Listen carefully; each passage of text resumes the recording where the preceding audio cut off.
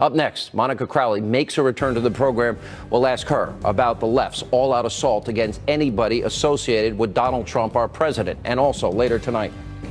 This is really bad. Just for the record, we're all really nervous.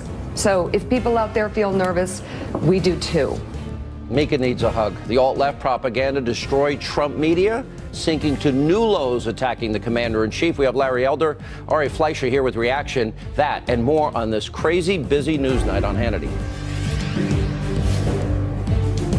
Is back our good friend of the program, our conservative commentator and author, writer, Monica Crowley. Welcome back. How are you? Hi, Sean. Okay. All right.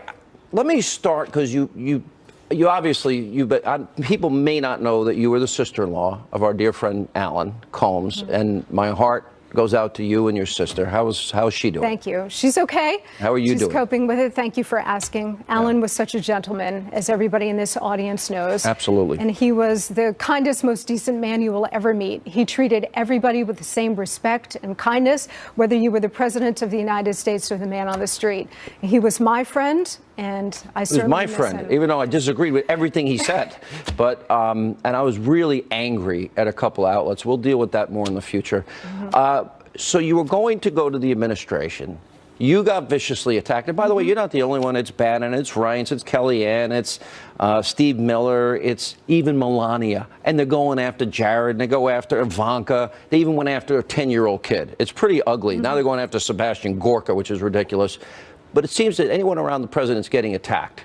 And I wanted to give you a chance, because you hadn't been out there publicly for personal and other reasons, to respond to this.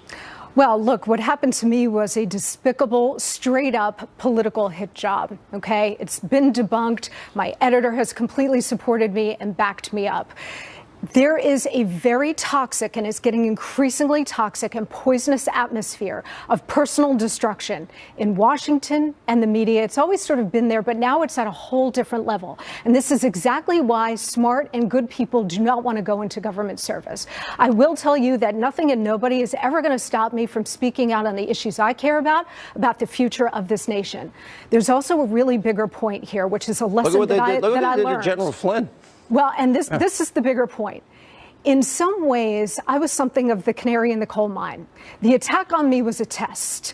What happened to me, what happened to General Flynn, what has happened to Attorney General Sessions and others is all of a piece. There is a very dangerous and very effective destabilization campaign underway against this president, his administration, and his agenda.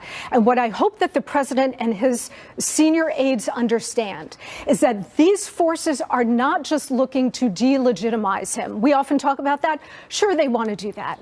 They want to personally destroy him, destroy his presidency, and they would like to see the man in prison. I hope that the president understands. I am not overstating this, having been a victim of this myself.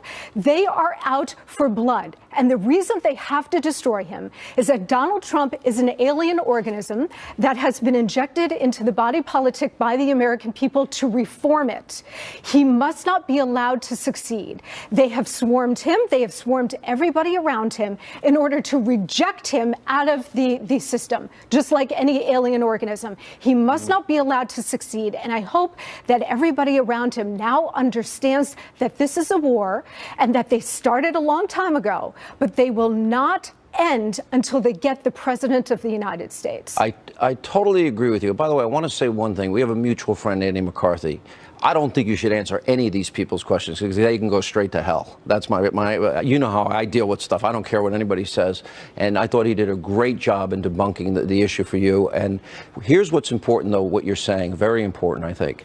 I see 5 different factions going after the president, okay? And each one, you've got the snowflake fashion, all these protesters that are being paid in many cases to create an image that there's chaos in the country. Then you've got a Democratic Party obstructionists want no part of this president succeeding because they look bad and are out of power for a long time.